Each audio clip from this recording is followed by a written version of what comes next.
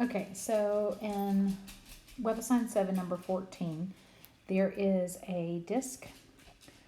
Um, Mine has a mass of 7 kilograms, and it is traveling along at 7 meters per second, and it's going to strike a rod that is not fixed, that has a length of 9 meters. And the disc is actually going to hit the puck, or the puck is going to hit the stick at the end, so that'll be at this little R right there, will be 4.5 meters. It's a perfectly inelastic collision, so they're going to stick together, and we're given the moment of inertia of the stick. Stick is, for mine, it was 60.8 kilogram meters squared. So if you're looking at number 14 in our WebAssign, you can read the text there, but those are my numbers. So first of all, the velocity of the center of mass of the system. There's the net external forces on this system, 0, because it is not fixed or anything like that. And so we can use that the linear momentum is conserved.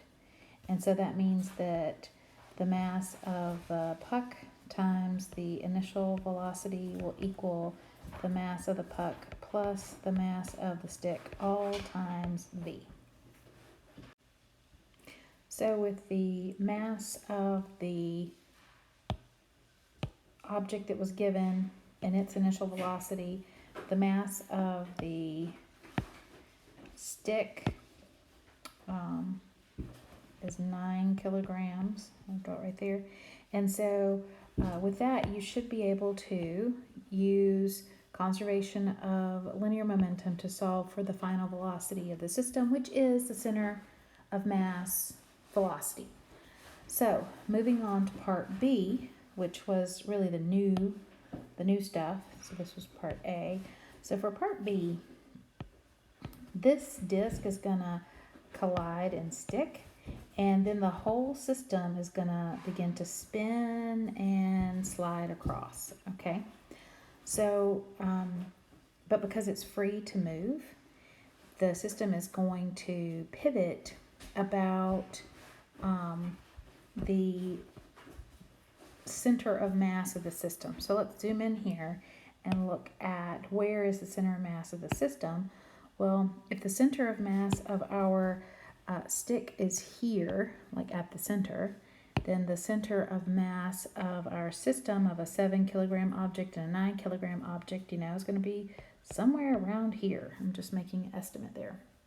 And that's important because the initial angular momentum of this guy will need to be about the pivot point, about the point at which it spins. So then the whole system will spin about this center of mass. So we need to figure out what that center of mass is so that we can determine what's the angular momentum of this little disc with respect to that point. So now for our conservation of angular momentum is conserved because there is no external torque on the system. And so the initial angular momentum is equal to the final angular momentum. And the initial angular momentum is going to be the mass of the disk times r, the distance that the disk is from the pivot point or the rotational center, times v, and then that will cause the whole system to have an angular speed afterwards. So let's see. If we're going to determine the center of mass, so this r will be at the center of mass. And I'm gonna, if I let the 0 position be where this guy's going to collide right here, then the R that I solve for, or the center of mass I solve for, will be the R that I need for the collision point.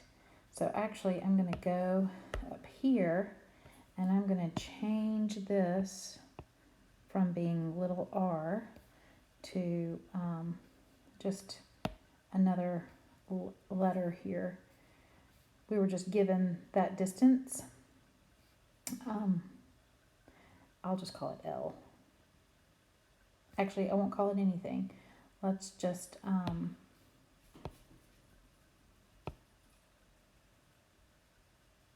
not focus on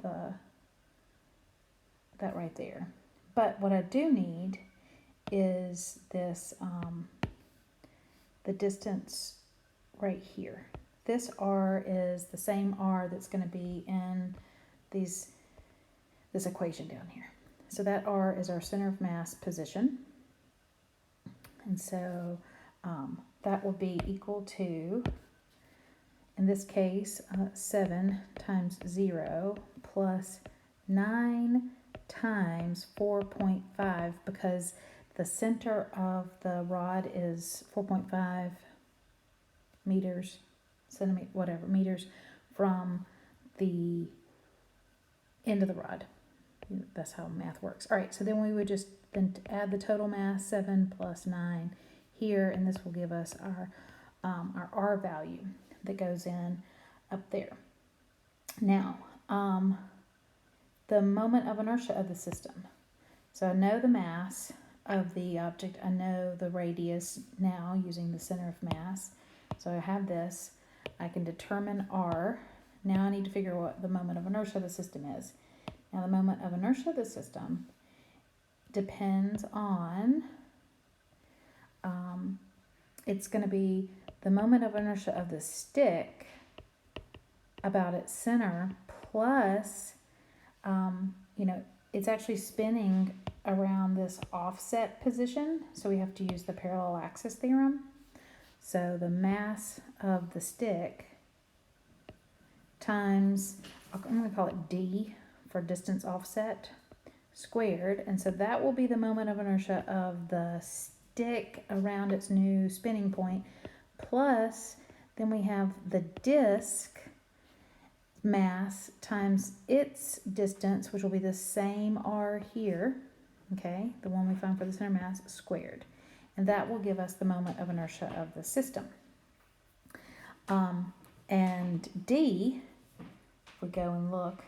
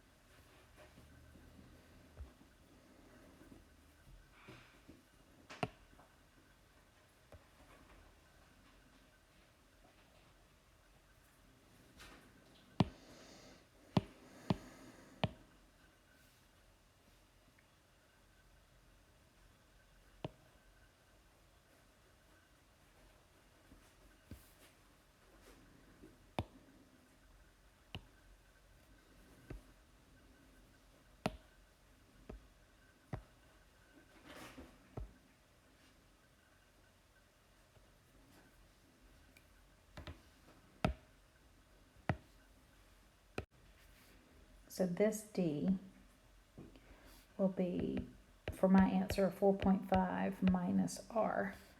And don't forget to square the whole thing.